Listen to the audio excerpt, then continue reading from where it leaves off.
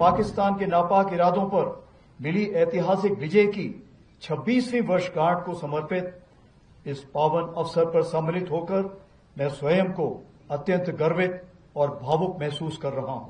हमें श्रद्धापूर्वक नमन करते हैं उन बहादुर नायकों को जिन्होंने मृत्यु को गले लगाया ताकि हम गरिमा के साथ चैन की जिंदगी जी सकें। आज द्रास की इस पुण्य रणभूमि पर खड़े होकर जहां हमारी वीर सेना ने राष्ट्र की रक्षा में अपना सर्वोच्च बलिदान दिया, उन अमर शहीदों को स्मरण करते हुए और पाकिस्तान के नापाक इरादों पर मिली ऐतिहासिक विजय की 26वीं वर्षगांठ को समर्पित इस पावन अवसर पर सम्मिलित होकर मैं स्वयं को अत्यंत गर्वित और भावुक महसूस कर रहा हूं। यह लगातार चौथी बार है जब मैं कारगिल युद्ध स्मारक और कारगिल विजय दिवस के इस पावन आयोजन में सम्मिलित हो रहा हूं। 2 बार नदन कमांड आर्मी कमांडर की हैसियत से और 2 बार थल सेना अध्यक्ष के रूप में। आज इस पावन अवसर पर कारगिल युद्ध के वीरों के माता पिता, वीर नारियों और सभी परिवारजनों का दिल से आभार व्यक्त करता हूं। आपने राष्ट्र को अपने वीर दिए। आपका हौसला, धैर्य और त्याग हम सब के लिए प्रेरणा है। आज पूरा देश आपके अद्वितीय योगदान और अटूट राष्ट्रभक्ति को श्रद्धापूर्वक नमन करता है। पिछले वर्ष 2024 में हमने रजत जयंती के रूप में इस विजय गाथा का स्मरण किया। वह एक ऐतिहासिक अवसर था जिसे माननीय प्रधानमंत्री श्री नरेंद्र मोदी जी की उपस्थिति ने और भी प्रेरणादायक बना दिया। उस दिन शिंकुल्ला टनल के निर्माण कार्य का भी शुभारंभ हुआ। इस वर्ष भी हमारे माननीय केंद्रीय मंत्रीगण, लेफ्टिनेंट गवर्नर साहब और हमारे सीओ साहब यहां पर उपस्थित होकर हमारे शहीदों को नमन करने आए। यह दर्शाता है कि कारगिल विजय दिवस केवल एक सैन्य आयोजन नहीं बल्कि पूरे राष्ट्र का उत्सव है। जो खामोश खड़े थे बर्फीली चौकियों पर, उनकी दुआ से ही महफूज है ये वतन।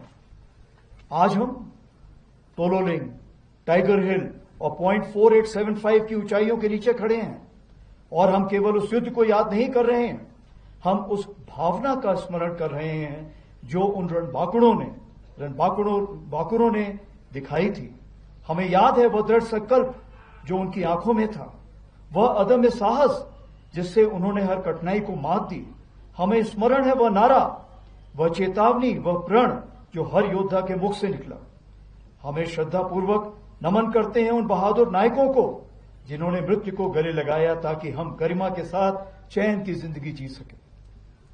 साल 1999 में भारतीय सेना ने ऑपरेशन विजय के अंतर्गत कारगिल की ऊंचाइयों पर एक अद्वितीय विजय प्राप्त की थी।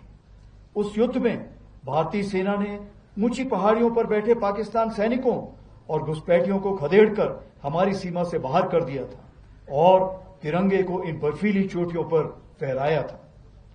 यह वह क्षण था जब भारत ने स्पष्ट कर दिया कि उसकी सीमाओं के भीतर किसी भी नापाक इरादे को सफलता नहीं मिलेगी।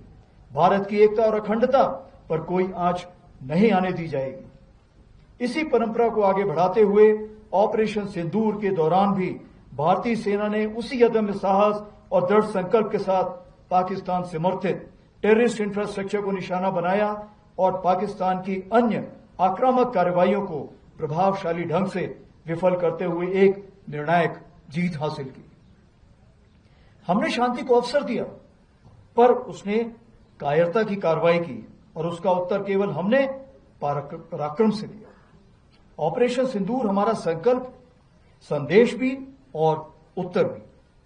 पहलगाम में हुई कायरतापूर्ण आतंकी हमला पूरे देश के लिए गहरी चोट था, लेकिन इस बार भारत ने सिर्फ शोक नहीं जताया बल्कि ठान लिया कि अब जवाब निर्णायक होगा। देशवासियों का अटूट विश्वास और सरकार द्वारा दी गई रणनीतिक स्वतंत्रता से भारतीय सेना ने एक सुनियोजित, सटीक और निर्णायक जवाब दिया। भारतीय सेना ने 6 और 7 मई की रात को पाकिस्तान और पाकिस्तान ऑक्यूपाइड जम्मू एंड कश्मीर में 9 हाई वैल्यू आतंकवादी ठिकानों को निशाना बनाया, बिना किसी मासूम नागरिक को हानि पहुंचाए हुए। यह केवल जवाब नहीं था, यह स्पष्ट संदेश था कि आतंकवाद को सहारा देने वाले अब नहीं बचेंगे।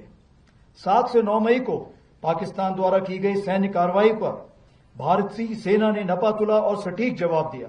हमारी आर्मी एयर डिफेंस एक अजय दीवार बनकर सामने खड़ी रही, जिसे कोई ड्रोन या मिसाइल भेद नहीं सका। यह सब होल ऑफ नेशन अप्रोच के अंतर हुआ, जहां थल सेना, वायुसेना, नौसेना और अन्य सरकारी और प्राइवेट डिपार्टमेंट्स सब एक साथ मिलकर खड़े हुए, जिसमें एनजीओ भी शामिल थे। जो भी शक्तियां भारत की संप्रभुता, अखंडता या जनता को क्षति पहुंचाने की योजना बना रही हैं, उन्हें करारा जवाब दिया जाएगा और आगे भी दिया जाएगा। यही भारत देश का न्यू नॉर्मल है। आज की भारतीय सेना न केवल वर्तमान चुनौतियों का सफलतापूर्वक सामना कर रही, बल्कि हम नित्य प्रतिदिन एक परिवर्तनशील, आधुनिक और भविष्य उन्मुख शक्ति के रूप में तेजी से अग्रसर हो रहे हैं।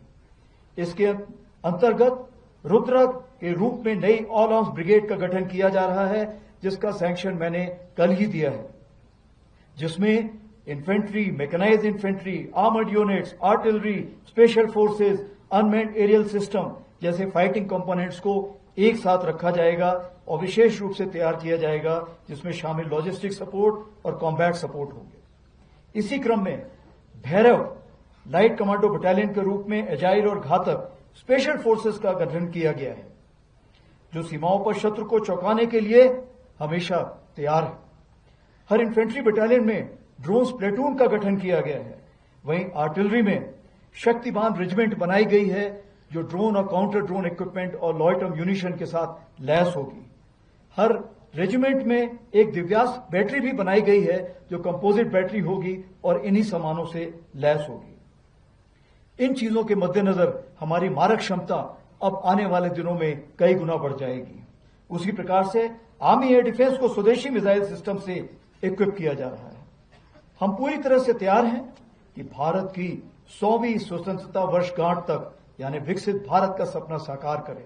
और इस राष्ट्र निर्माण में हमारी सबसे बड़ी ताकत है हमारा विशाल सेना परिवार, जो लगभग 1.3 करोड़ लोगों का समुदाय है, जिसमें सेवारत सैनिक, उनके परिवार, वेटरन्स और वीर गति को प्राप्त सैनिकों के परिजन शामिल हैं।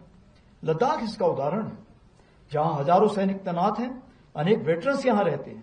सेना केवल रक्षा नहीं कर रही, बल्कि सीमावर्ती क्षेत्रों में राष्ट्र निर्माण में भी अग्रणी भूमिका निभा रही है। लद्दाख में ही कई डुअल यूज इंफ्रास्ट्रक्चर के तहत सड़कें, पुल और नेटवर्क तैयार किए जा रहे हैं, जो सेना और स्थायी नागरिक दोनों के लिए बेसिक सुविधाएं मुहैया कराएंगे। वाइब्रेंट विलेज प्रोग्राम के अंतर्गत चयनित किए गए गांव में भारतीय सेना द्वारा प्रायोरिटी से विकास कार्य चल रहे हैं। बॉर्डर टूरिज्म को बढ़ावा देने के लिए battlefield tourism, spiritual, ecological, heritage और एडवेंचर टूरिज्म जैसे क्षेत्रों में कार्य किया जा रहा है, जैसे कि आज आपने खुद देखा इनॉग्रेशन में, जिससे युवाओं को रोजगार मिल रहा है। सेना स्थानीय युवकों के लिए टूर गाइड, माउंटेनरिंग और एडवेंचर स्पोर्ट्स में ट्रेनिंग देकर आत्मनिर्भर बना रही है। स्मार्ट बॉर्डर्स पहल के तहत लद्दाख और अन्य दूर स्थित इलाकों में मोबाइल नेटवर्क पहुंचाने के लिए सेना के कम्युनिकेशन टावर्स का उपयोग हो रहा है। प्राकृतिक आपदा के समय राहत और बचाव कार्यों में सेना अहम भूमिका निभा रही है। हमारे वेटरन्स जो हमारे आदर्श हैं, आपका योगदान हमारी नींव है। भले ही आपने वर्दी ना पहनी हो, लेकिन आपका जज्बा और राष्ट्र के प्रति समर्पण आज भी उतना ही अमूल्य है। आप न केवल हमारी सेना की गौरवशाली विरासत के वाहक हैं, बल्कि राष्ट्र निर्माण के लिए एक महत्वपूर्ण स्तंभ भी है। मैं युवा कैडेट्स और छात्रों को यह बताना चाहूंगा कि आज का दिन केवल एक ऐतिहासिक यादगार नहीं, यह राष्ट्र निर्माण का आह्वान है। आपने देश की सेवा ईमानदारी, शुद्धता और राष्ट्रभक्ति के साथ करें, चाहे वह सेना, विज्ञान, शिक्षा, चिकित्सा या उद्यमिता कोई भी रूप हो। कारगिल विजय दिवस हमारे लिए केवल स्मृति नहीं, यह वचन है भारत की संप्रभुता, अखंडता और सम्मान की रक्षा के लिए अंतिम सांस तक लड़ने का। हम शांति प्रिय हैं पर कमजोर नहीं। हम संकल्पित हैं, सजग हैं और अडिग हैं। हमारे शहीद हमारी प्रेरणा है। हम अपने वीरों को विरासत को आगे बढ़ाएंगे। आइए आज हम एक साथ संकल्प लें कि हम भारत को सुरक्षित, सशक्त और विकसित बनाएंगे। इसमें क्योंकि समूचे भारतवर्ष का योगदान है, तो मैं जरूर उस समय कारगिल के वक्त जब हमारे प्रधानमंत्री श्री अटल बिहारी वाजपेयी थे, उनकी कुछ पंक्तियां सुनाना चाहूंगा। कुछ कांटों से सज्जित जीवन, प्रखर प्यार से वंचित यौवन, नीरवता से मुखरित मधुवन, परहित अर्पित अपना तन मन, जीवन को शत आहुति, जलना होगा गलना होगा, कदम मिलाकर चलना होगा। जय हिंद, धन्यवाद।